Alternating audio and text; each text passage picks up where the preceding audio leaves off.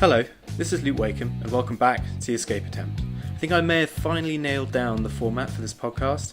It's been a bit unfeasible to make a good recording every week, so I've decided to record a big episode each month, so I can save up a few things and just go nuts with all the reviews and nonsense.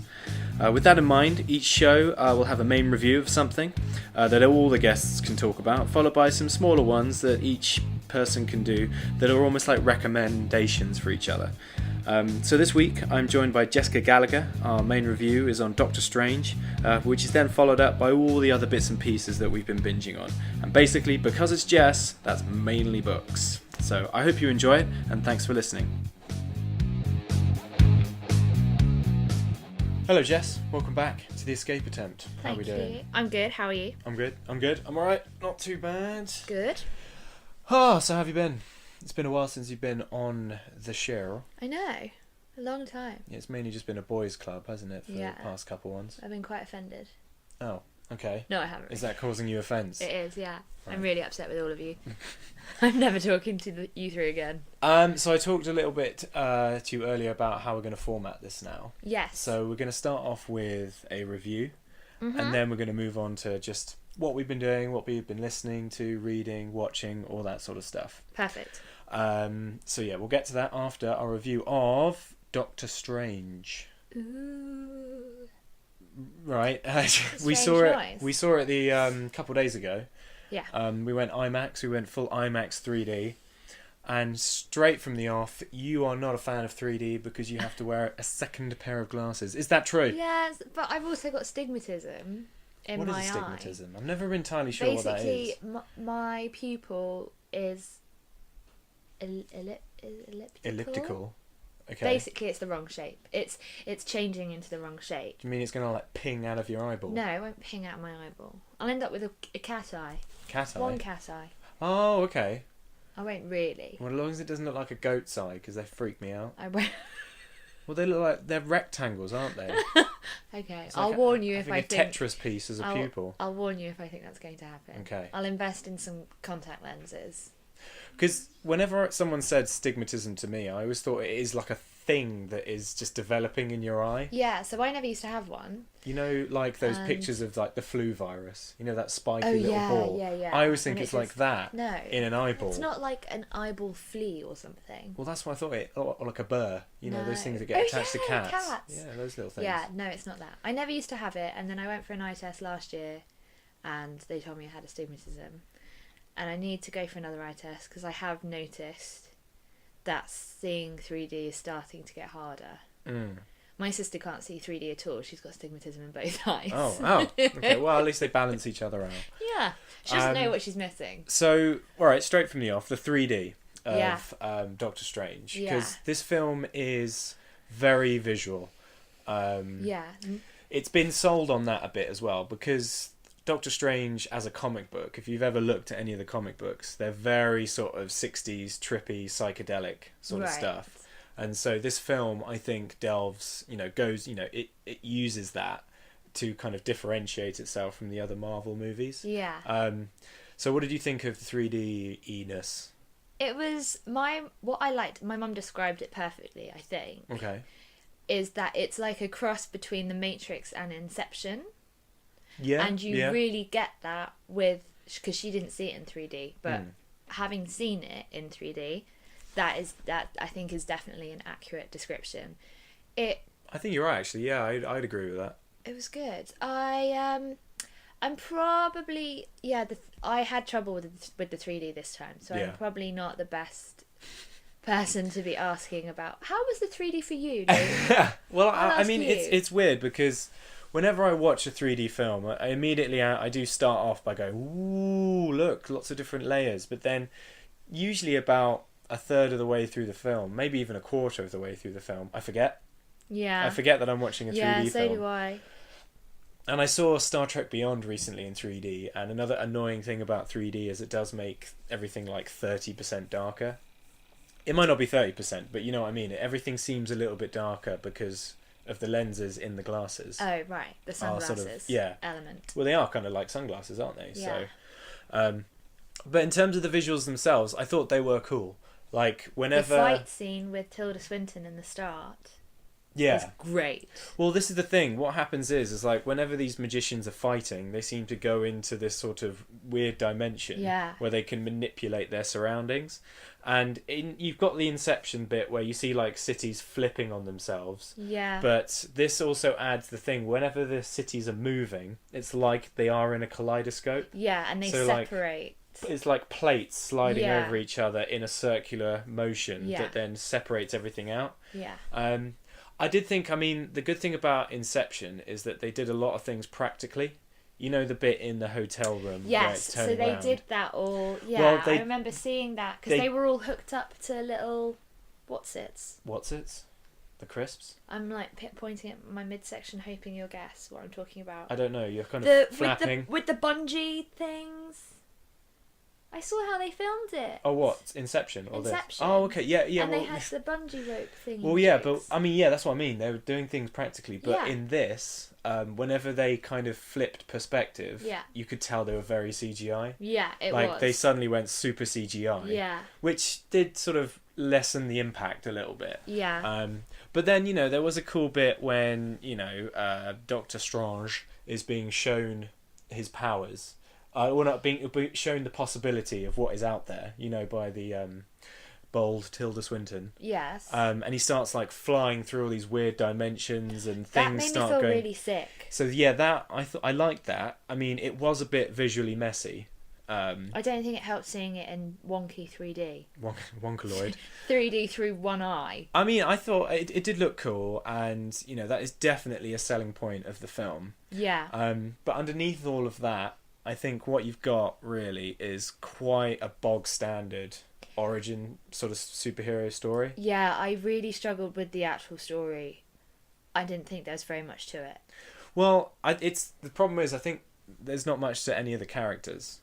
I liked Strange, but I did think it was the stereotypical Tony Stark, egotistical maniac being brought down a peg or two. Yeah, you got an arrogant douchebag Yeah. who runs around being like, I'm the greatest, and then Yeah. is suddenly brought low by something, Yeah. and then is kind of learns to humility as he sort of progresses. But I mean, with Doctor Strange in the comic, he's always been a little bit sort of aloof and arrogant anyway, and I felt that Benedict Cumberbatch did kind of maintain a little bit of that snidey, I'm still pretty awesome sort of ethos.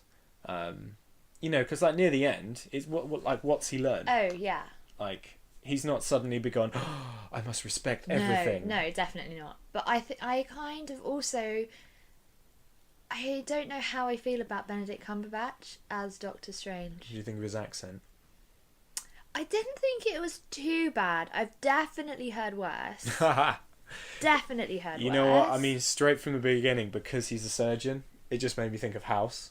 Oh he's- no, that's such a boring comparison. But he sounds exactly like Hugh Laurie Well, that's doing his obviously accent. where he learnt it from. You He know, just they- watched all of House. They're doing that very sort of like, all right, so I'm going to talk like an American, which means they kind of talk in very sort of that very low kind of I'm American sort of voice. I'm not doing an American accent or anything, but you know Yeah. what I mean? They're slowing down their vocal cords so they're hardly moving. But their vowels, American accents, the vowels are quite hard to do for as an English person. Yeah. So I think you do have to slightly slow your speech down to be able to sound like you're speaking English. I'm Doctor Strange. Because otherwise you sound a bit strange. Yeah. Yeah. No, it sounds No, creepy. it does sound creepy. So I don't know how I felt about that because Benedict has that slight egotism, smugness. Well, it's just As in his much as face I love anyway, him, isn't it? Yeah. He's just like, oh, look at me, I'm Sherlock Holmes, I'm so Yeah. much more cleveristic than you. Yeah. I'm sure he uses that word as well. Cleveristics. Cleveristic. Yeah. So Well, it's the same when we yeah. watched Hamlet. When we saw him in Hamlet. What did I think about that? Was quite a while ago. You didn't like it. I didn't like it. No. You know, I've yet to No. actually... For someone who is a self-professed, I absolutely adore Shakespeare. Everything Shakespeare we've seen, you've hated. We've seen two things. We see, and that one-man show, Oh, that one man show was so bad. exactly, about Shakespeare. I chose that. That was my fault entirely. You've chosen all the Shakespeare, I because I'm not a big fan. No. No, I, no, I like Shakespeare. I do like Shakespeare when I guess it's done Well, in a manner in which is accessible. That's what I kind of liked. A Midsummer Night's Dream that we saw that had normal. No, don't say it. Normal words in it. They had all the poetry and all the loveliness, but they also peppered through it. They used the modern word words. Google. Yeah, okay, I'll get on board with it. No, I'm off board with that. Off board. Not cool. Okay, so we're going to steer clear of that. Anyway, we won't talk about Shakespeare. But yeah, I mean, it's weird because I don't think there's actually loads to say about Doctor Strange. Yeah, it's a very strange. It's very tries strange to have film. it has this facade of trying to be right. We're going to be a lot cleverer than and more visually stimulating than any of the other Marvel movies. Oh, she's But putting up you her can hand. understand why, because of the whole Mystic, part. and he's the a whole, doctor. Yeah, that's the main part of the film. This whole fourth dimension weirdness, and I did like it for that. But that's why I needed a couple of days to think about it, because I came out of it going, I don't actually know how I feel about it as a film. I really needed to have a look, because sometimes you can come out and go, the visuals were great, the acting was brilliant, like I loved the direction and blah blah blah. This I really needed to pick through and have a little look, and there's not a lot that I'm massively mad about. Oh, so it's gone down. Yeah. I mean, it's the same for me. Like, when I first came out, I was like, yeah, ooh, the visuals are awesome, and I enjoyed it on that level. But, you know, once you've come out and you've kind of forgotten about the visuals, you think about everything else, and everything else is a bit mediocre. Like, you know, there's some interesting stuff in there. Like, yeah, they're trying to, I guess, subvert a lot of the tropes from Marvel films. And, I mean, this may be a bit of a spoiler, so caution now. But usually in Marvel movies, they're destroying a city at the end. Some big bad is coming in, destroying a city. In this, they literally flip it on its head. Together. They're reversing it. Yeah. So you can see in their heads, they're like, right, we're going to do things differently. Yeah. And also how they, like, you know, how they deal with the big bad at the end is a bit different from what you'd think. Because it's about being clever, it's not about brute force. And I did think that was very clever, though. The way that Doctor Strange came up with this idea of doing that. Yeah. I thought that was really clever. And I did like that a lot. I think the major selling point of this film is the visuals. And Benedict Cumberbatch. Because he's a big star, so that's what they're gonna use for bums and seats.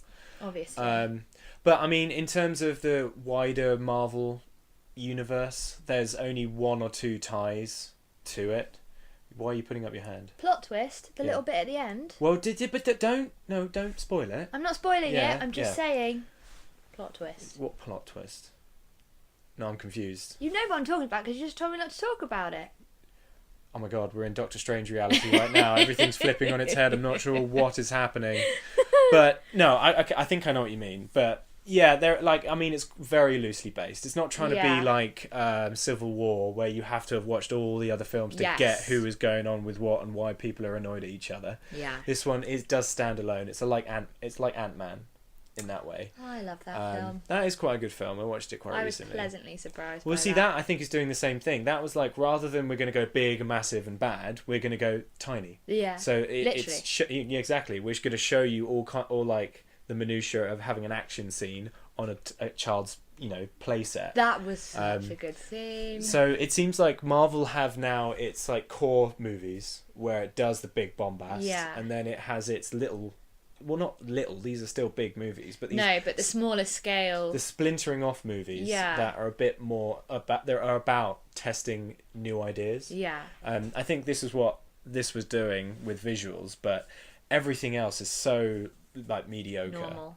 Like it tries to be funny at points, and like the best joke they put in the trailer. Yes. And everything else just wasn't funny. Nobody laughed in the film. Well, it's because they've seen it in the trailer. It so many times, guys. Don't do that. I found the humour really strange. I thought Tilda Swinton's delivery was really good. She had some very good lines. It was kind of a cheery sort of, rather than it being a very dour sensei type person. She's very sort of like, hello. Yeah. Sort of and you don't expect that because they big her character up quite a lot before you meet her. She's called the Ancient One. The Ancient One. And yeah, I really liked that. So I think she had very good comic timing. Benedict, not known as a comedy genius. No, his timing was a little off And his as timing well. was a little off. So And I mean, you also had Mads Mikkelsen as the bad guy. love him so He's much. got such great gravitas to his voice. Incredible. You're just like, oh, he's going to be a great bad guy. Yeah. But again, he was just lackluster. Yeah. They just didn't give him enough time. They didn't give him enough. Or motivation. Yeah. His motivation was lost behind all this mysticism. That's the thing, because I came out afterwards and just thought, he's just pissed. He's just annoyed. He just needs to do some meditation and he'd be cool. The problem is, though, I mean, if they tried to actually fully flesh out all these characters, the film would be 8 hours long. Yeah. So these films sacrifice character for more stimulating visuals, and they have to do that because they're comic book films. So, you know, they're in a position where it's like, right, this is a comic book movie, we want people to come see it, so we have to have action sequences, we have to have crazy visuals, there has to be a little bit of humour in there to keep it like enjoyable and light and fun. But then they're also like, right, but we also have then like, you've now got like almost 20% left of your film to devote to things like character, Yeah. and it's just not enough, Especially when you're intellectual people like us. oh my god. Where you just need a little bit of story stimulation, guys. Quiet you. I'm Sorry. being made fun of, and I don't appreciate it at all. So I reckon that that's all I have to say really on Doctor Strange. So what would you give it? What would you score it? Out of 5 Out of stars. I think I'd give it a 3. Yeah. I'd say, you know, it's not awful, and I'd probably like to watch it again. I wouldn't pay to go watch it again. No, and if I had a massive TV and like a HDR like Blu-ray player, that would be awesome to watch again. Yeah. But it's not got the same sort of visual. You know, I mean, the visuals are cool and weird, but I don't think they're anything against something like Mad Max. Fury Road, because that is all practical and the cinematography is gorgeous, and that's something you can watch over and over again for its visuals. Yeah. Its motivations and its character aren't super amazing, but that's not the point of that film. I mean, this is a comic book film where, you know, it is giving a lot of visual stuff, but it's all CGI. But I mean, they're trying new things with it. But the problem is, it's just the character. There's no character to it, and it's just a bit mediocre. Yeah. So, yeah, I'd watch it again, but 3. What about you? 3. Straight for 3? Straight for 3. I reckon it does what it says on the tin, and it doesn't offer you much more. Oh. Which is standard. It's cool. Like a tin of baked beans. Yeah. Against a tin of baked beans that have got, like, with spice. Yeah. Or like those no salt ones. Oh no, they're awful. Ugh. I might as well just be eating. Oh, it's so disappointing, isn't it? Cardboard. My dad buys them and doesn't tell us, and then you eat it. You can just put more extra salt. Oh, is it sugar? You just put Maybe extra salt. maybe it is just salt, sugar. extra salt, or I extra just want sugar in sugar there. on my baked beans. I love sugar on my baked beans. Don't judge Might me. as well put treacle on my baked beans. Why don't you just have a cup of tea anyway? With baked beans in it? No. Okay. You take it too far. Right, so we're going to move on Okay, to what what we're we've talking been doing. So, Jess, would you like to go first? What have I been doing? I have been hunting for jobs.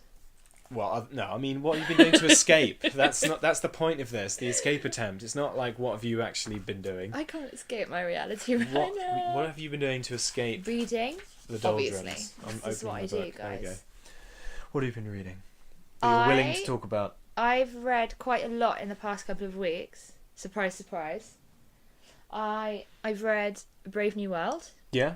Would you care to have some thoughts on that? Or I have many thoughts on that. because you also have a blog, don't you? Yeah. Would you like to sort of pimp your blog a little bit? Pimp my Pimp it. blog. Yeah, well, where is it at? What's It's it? called, to blog or to bed.wordpress.com.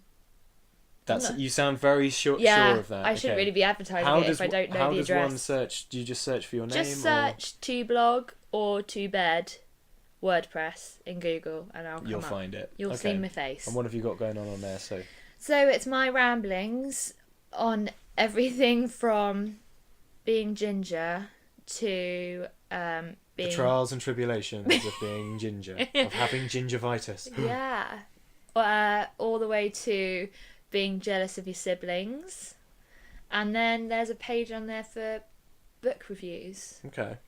because I lose track of the books that I've read. So I thought the best way to keep a track of them, Keep a track. is to write about them after I've read them. Okay. So, I mean, what have you read recently then? Brave New World, so you want to have a quick thing about that? But you're reading that now yourself. Well, I'm cheating. I'm listening to the audiobook. Yeah, and I'm going to do the review on that's going to be up. So you want to save that? Yeah. Okay. I'll talk to you about Dark Places because we watched the film. Oh, okay. We? Yeah, so we can talk about Dark. that. Yeah, we can talk about Dark Places. So Dark Places is by. I haven't even got the book, so I can't check. It's the same woman as Gone Girl. Gone Girl, yeah. Gillian Anderson. No, that's yeah. Anyway, check out the blog 'cause it's on there. I feel awful. I can't remember her name.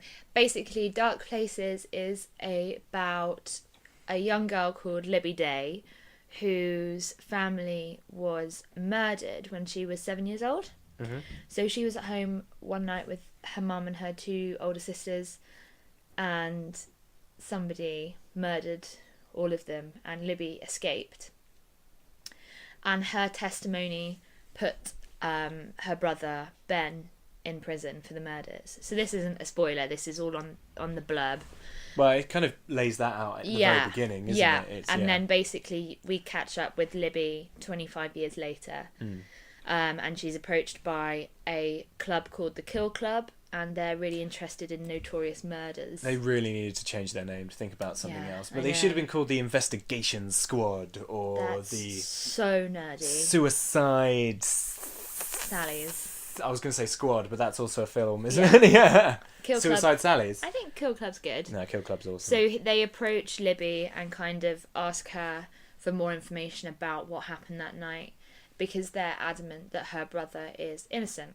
So the book is all about what happens. Well, and we watched the film, didn't we? Starring Charlize Theron. Theron. Nicholas Hoult is in there too. Christina Hendricks is in there. Babe. And so, I'm just going to say straight away that I wasn't a big fan of the film. Don't watch the film, guys.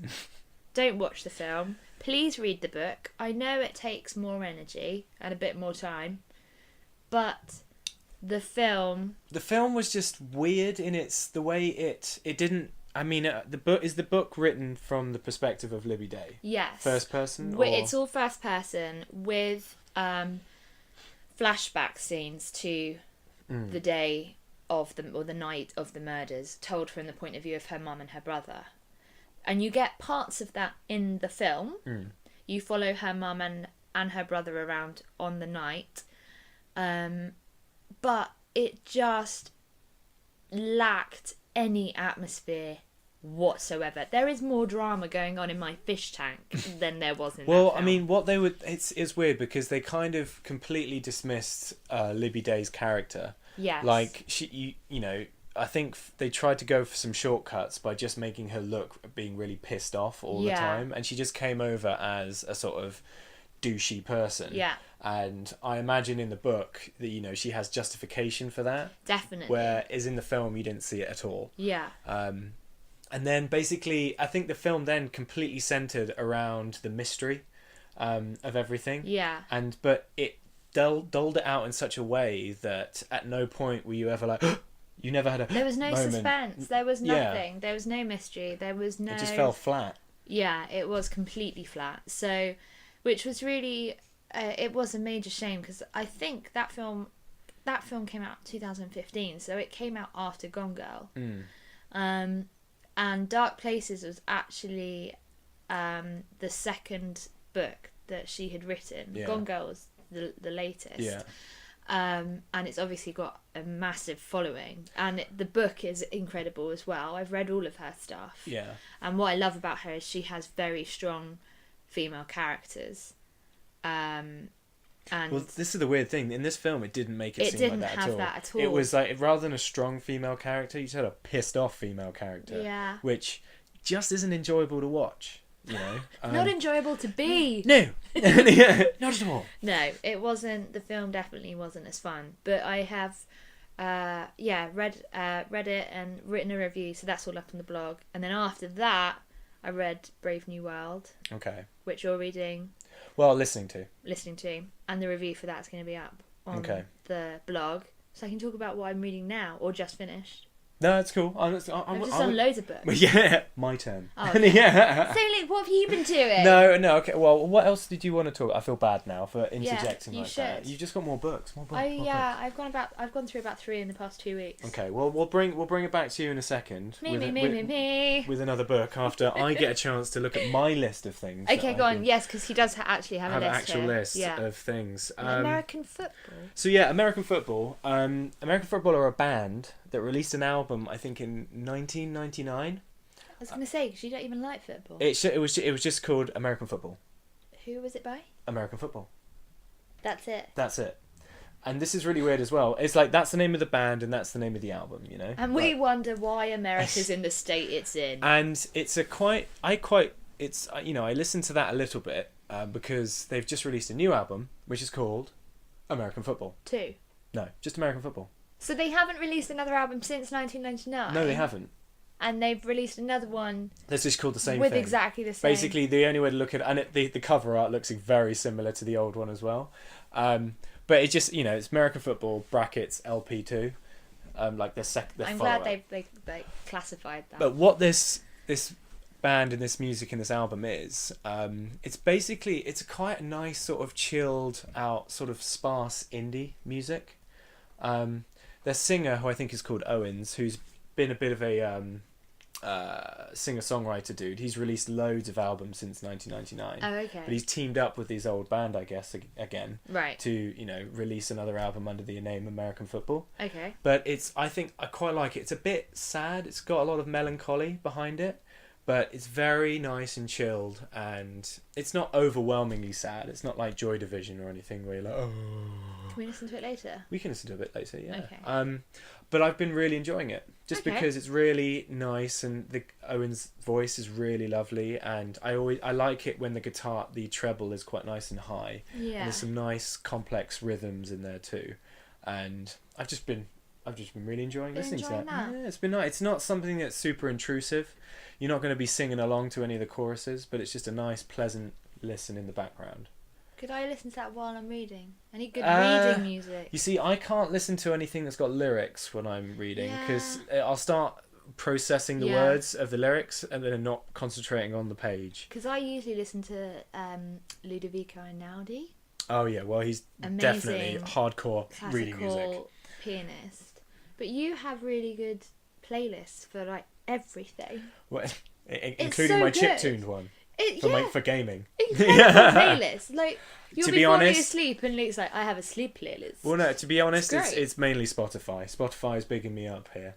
It's great. You totally could have got away with that. No, I'm an honest man. Moving on.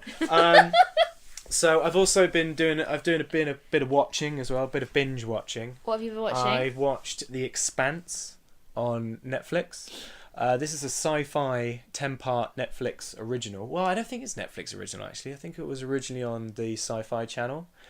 It's based on a series of books, and it's like a sort of space opera. When people think space opera. That's what they call it. These are science fiction books that are, very big, expansive stories. In the same way that Game of Thrones is like a fantasy opera.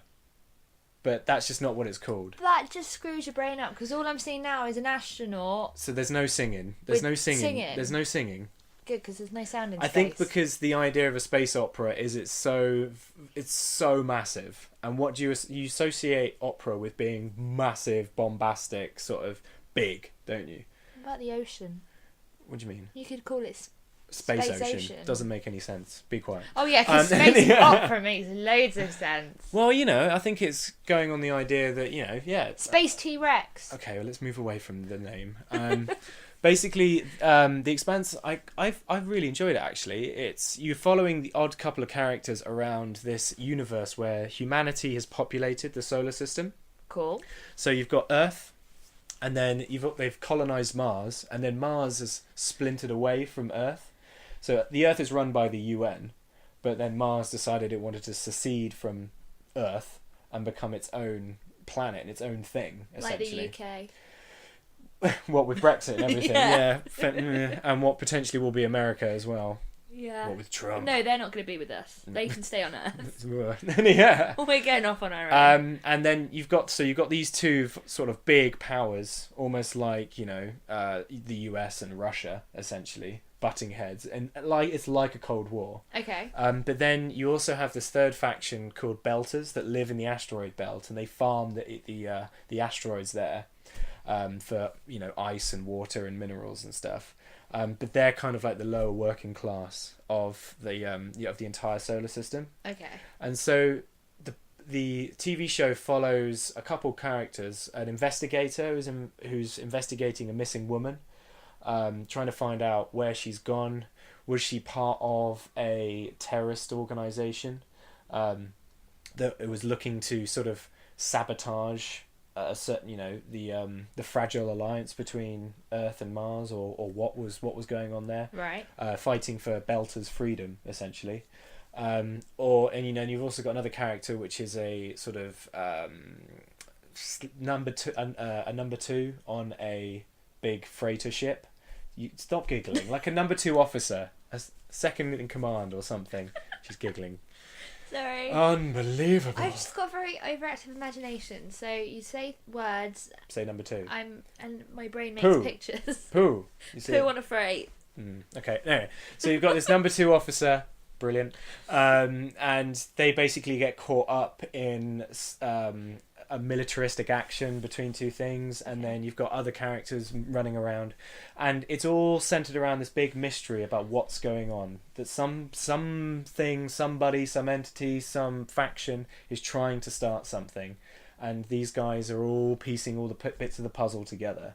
The acting is a little bit corny in places. Okay. It's the only really famous person in it is Thomas Jane.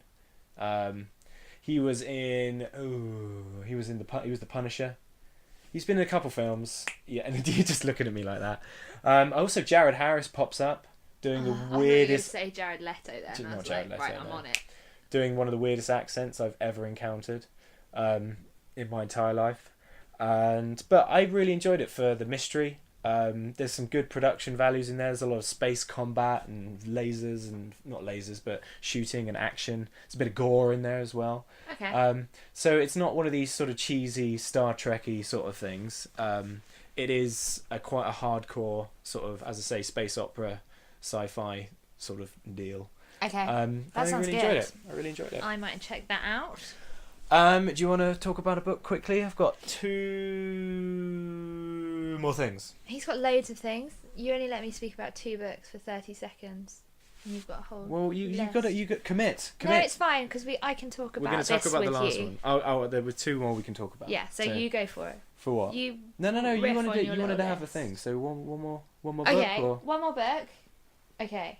I recently been reading, or just finished, All the Light We Cannot See by Anthony Doerr. Doerr. It's incredible. I don't really read World War II novels because they depress me. You're not historical enough. Understandably. No, I'm a massive history bod, but World War II History obviously bod. just makes me very, very sad. This is beautiful. Oh, okay. It's incredible. It follows two characters, a girl called Marie Laure and a young guy called Werner. Werner Herzog. Yeah. Does he look into the abyss?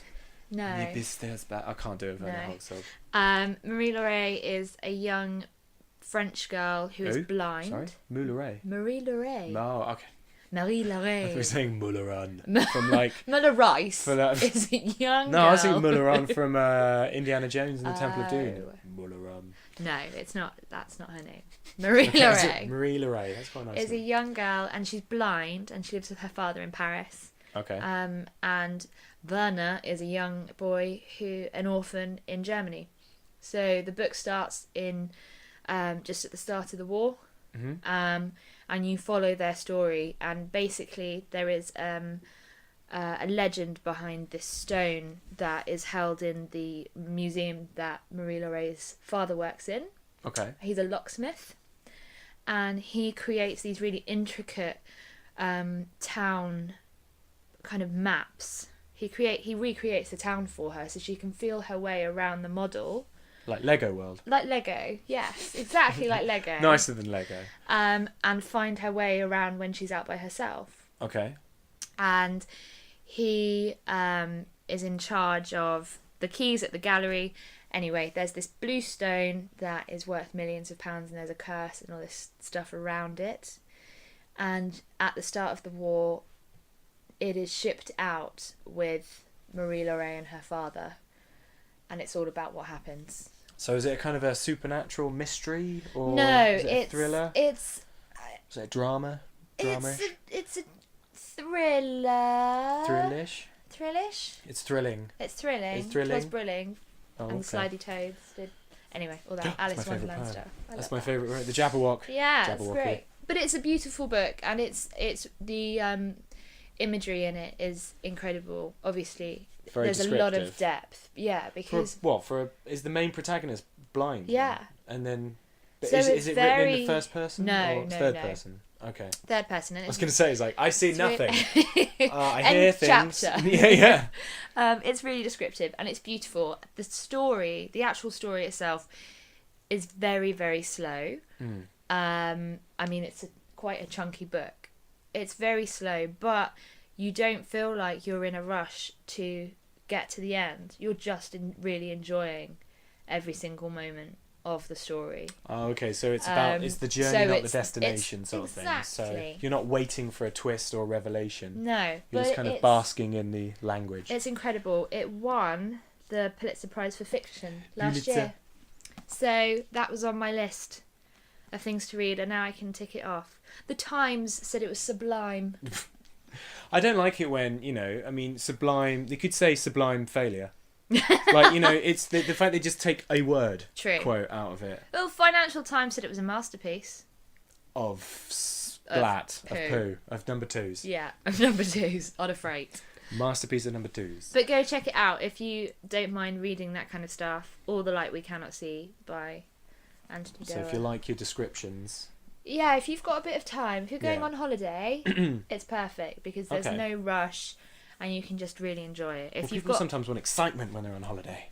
Yeah, that's why you go on Is holiday. there excitement? Sometimes. Is there action? Good. No. Yeah, there is. There's Well, a it's bit of World War action. Two, isn't it, babes? Well, I know, but it's not in the war, is it? Yes. Oh, is it in, like yeah, in a battle? so Do you it see a goes battle? all the way from the start to the end. Do you see a battle?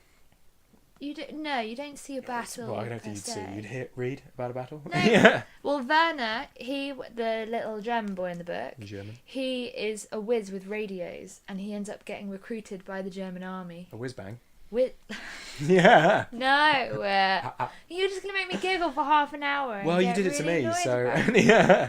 Anyway, it's a beautiful book. Okay. Heartily recommended. Yes. Cool. Now you can go back to your list, My list. which looks Um, riveting. No, shut up. So I've recently finished a book called The Humans. Yes. By Who was it by? Mark Haig. Matt Haig. Mark. I told you earlier because I'm going to forget the name, so I told it to you and I instantly forgot it. Amazing. So this is a book that was written by a guy who he wrote a lot of, like, not a lot, but wrote some self-help books and blogs and stuff. He wrote a book called Reasons to Stay Alive. Oh, this guy. This is the guy, and he wrote this as a fiction book. I really want to read that. So basically, this book is about a alien has come down to the planet Earth, and the book starts with the alien just appearing, and he is inhabiting the body of a mathematician. This mathematician has discovered the pattern between prime numbers, which is a sort of theorem or something that has been theorized for so long, but no one's ever gotten to it. But he's a member of an alien race who have been watching humanity, and they're trying to stop them because they don't believe humanity is ready to know this sort of mathematical purity. It's probably true. To be fair. Because they feel like they would just do wrong to it. So they abduct the mathematician and basically replace him with an alien. And this alien is from a race of people that live, they're immortal. They don't love, they don't think, they do think, but they don't have emotions. They're not governed by that. They're kind of like Vulcans in a weird way.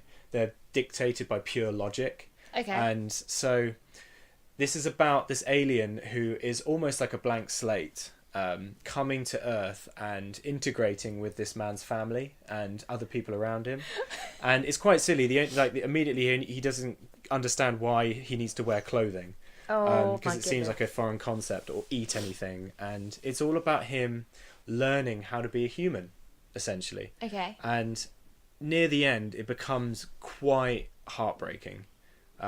It's not in the sense that it's super tragic or anything like that, but the way this alien starts exploring human emotions, you can tell it's written by somebody who's written self-help things and has gone through depression and stuff like that.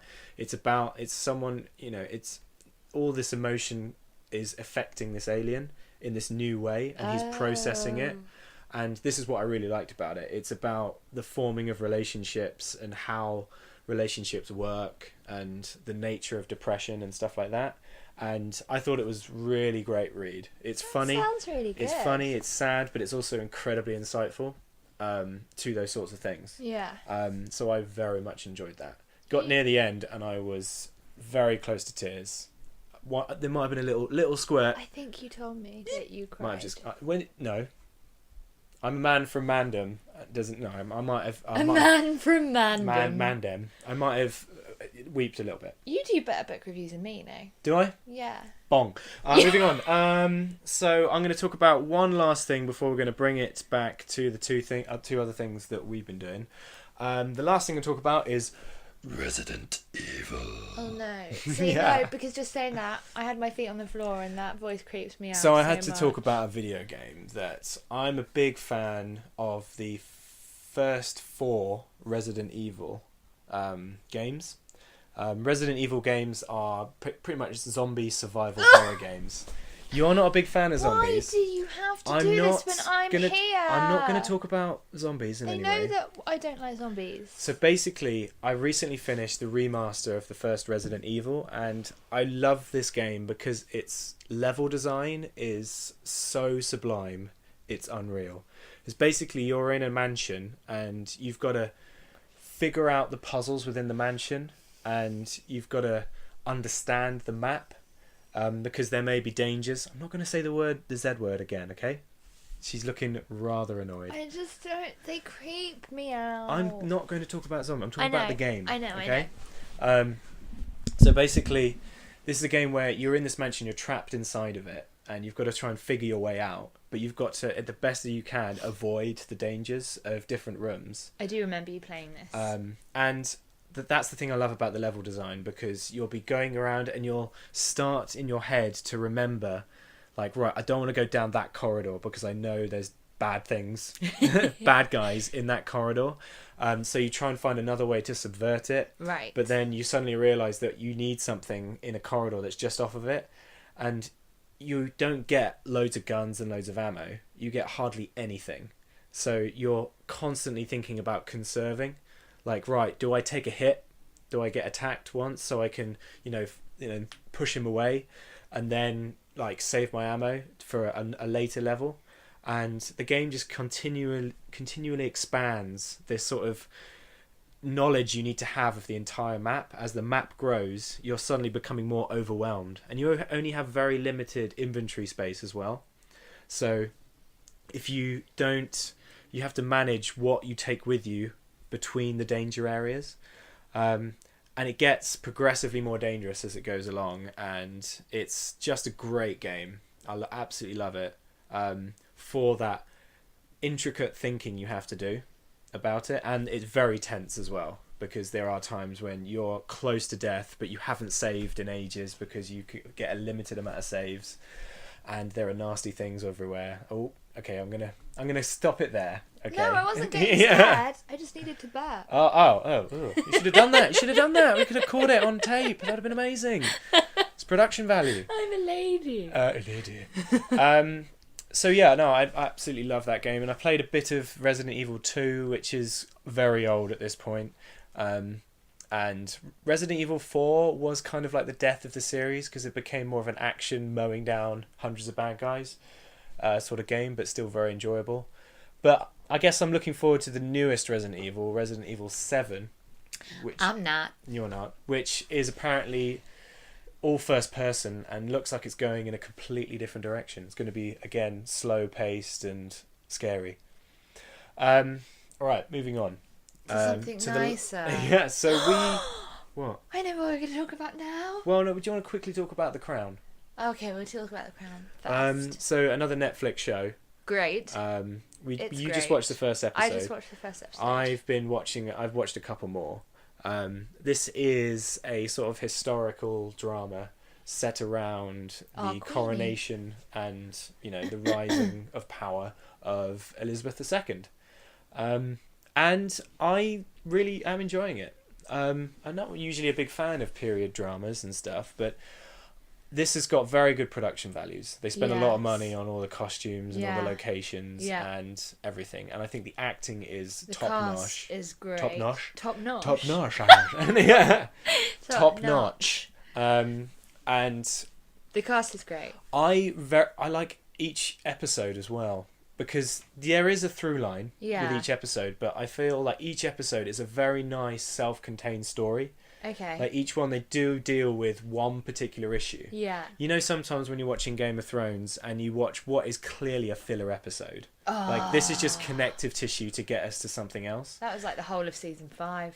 Kinda, yeah. But this doesn't seem to do that. Okay. I mean, even The Expanse, which I watched, that did have, you know, it would have like peaks, like moments of like plot in each one, but it still felt like some episodes were stronger than the others. Yeah. Whereas I find with The Crown, each one, because it's dealing with a particular subject or theme, is very solid. There's a very clear beginning, middle, and end of each episode. Okay. So it's very enjoyable that I can't put one episode above another.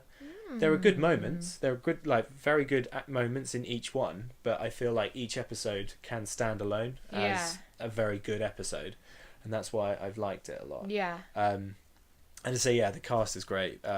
Matt Smith. Matt Smith is great as Prince Philip. Philippe. Is just Philippe. Is just great. The jawline and the ears. The Queen. Perfect. I can't remember her name. Foy. Something. Was it Sarah Foy? Sarah Nina? No. I don't know. Yeah, but anyway, Miss Foy. Miss Foy. She great. is great. Yeah, she's really good. You like the way she says Philippe. I love the way she says Philippe. Philippe. No, she's very good as well. I think the whole cast is really. I love John Lithgow as Churchill. It's weird to think, it's like he's playing Churchill, but he was also that guy in Third Rock from the Sun. Yeah. and in Cliffhanger. I haven't seen that. Sylvester Stallone. He's awfully but good. Awfully good. Awfully good. So yeah, I haven't finished it yet, but heartily recommend it. Yeah, definitely. It's very good. I do think the reviews have been quite mixed, because I think a lot of people were a bit dubious as to how much detail they may or may not have gone into over some aspects of the Queen's life. I think there are probably, the more you go through the series, I think people are very protective over our Queen. Yeah. And she's very sweet and lovely, and I do love her, even if she is a lizard alien. But a lizard alien. So I think people got a little bit overprotective and were like, "Oh, maybe you shouldn't have done that." I don't think they. But I don't know, because I've only watched the first episode, so. I think if anything, it kind of draws on how difficult it must be to be in the royal family. Yeah. To be scrutinised by the public, to have to adhere to all these ancient doctrines and all this dogma that is flying around. Well, you've only got to look at what happened with Harry this week. Yeah, Prince like Harry and his girlfriend. Yeah. Been totally found out, and the press are hounding the poor woman.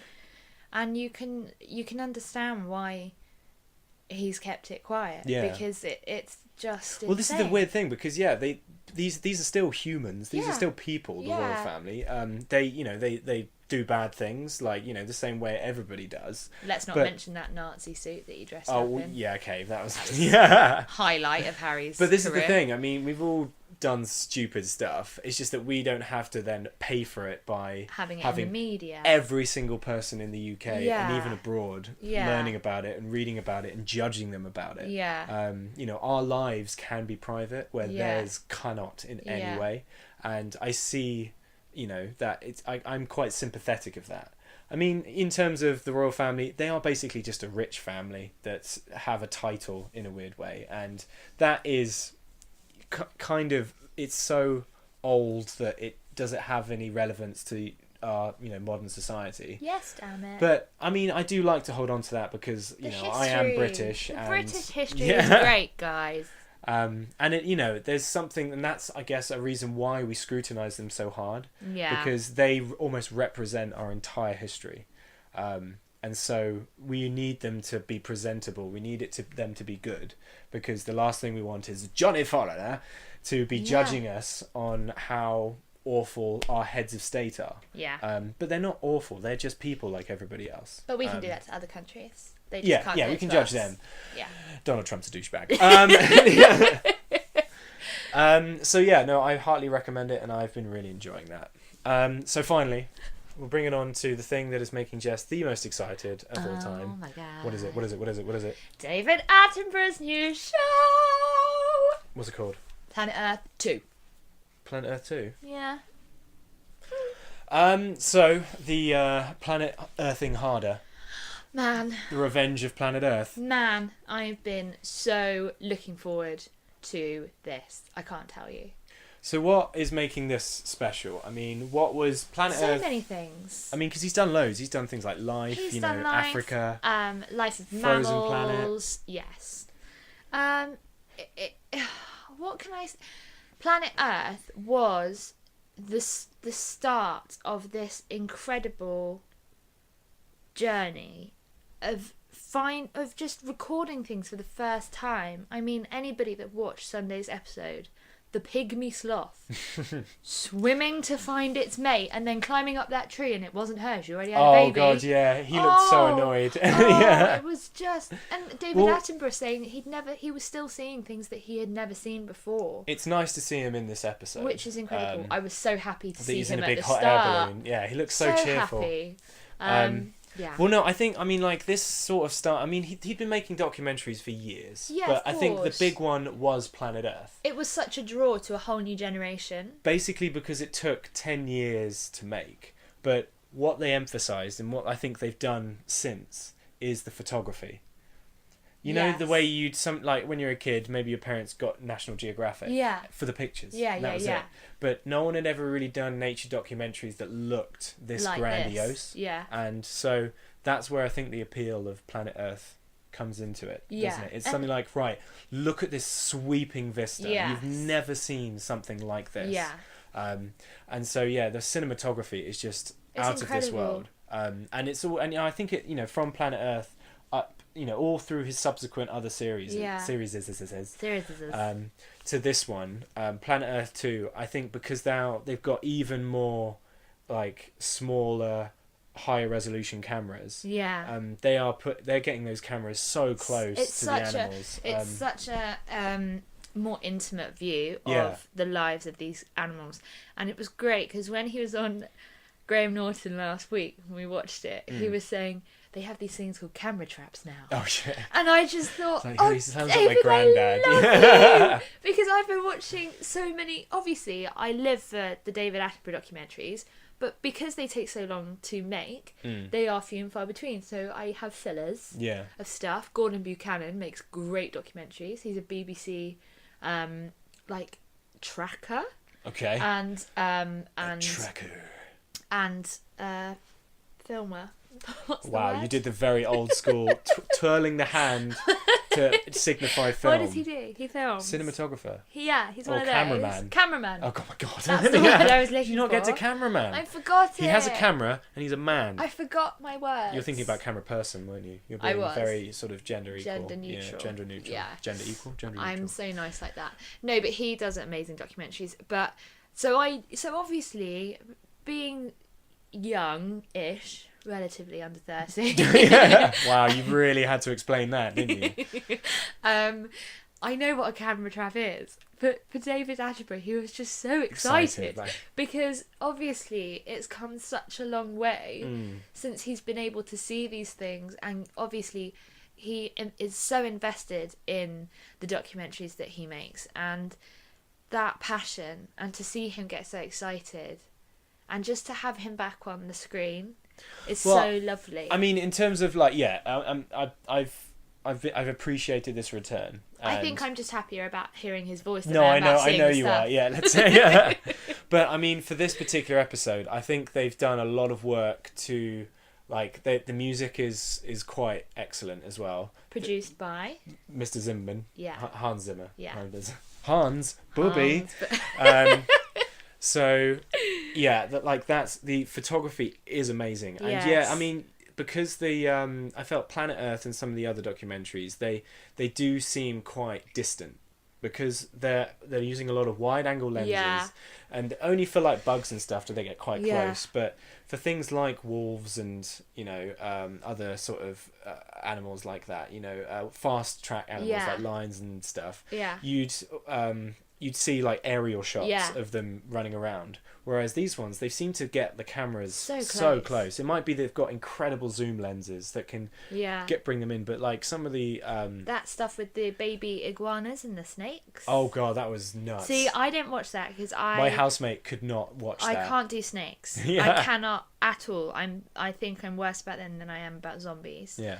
And I just have to hear like a little hiss, and my feet come off the floor, and I'm like wobbling. But that was a really great sequence because they were building tension. Yeah. Like, I mean, it's all in the edit, but you were watching these iguanas run for their lives Yeah. against snakes that were coming out of everywhere, and they were ambushing these little guys. And at the very end, you had one that had been caught and was being squeezed. No. But then he managed to just get away, and then he was running up some rocks, and you could see them. They were slowing it down every time a snake struck and everything. So Oh, they it's were horrible. they were making it exciting for that. I mean, I missed all of that.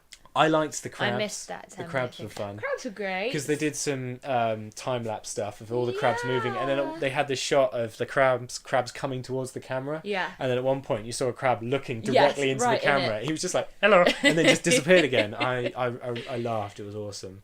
And then you had the penguins as well. I think I was a bit sad because I feel like the last 20 minutes, maybe 25, was taken up solely by the penguins. And I love penguins, but I feel like we've done a lot with penguins now. I want to see more pygmy sloths swimming.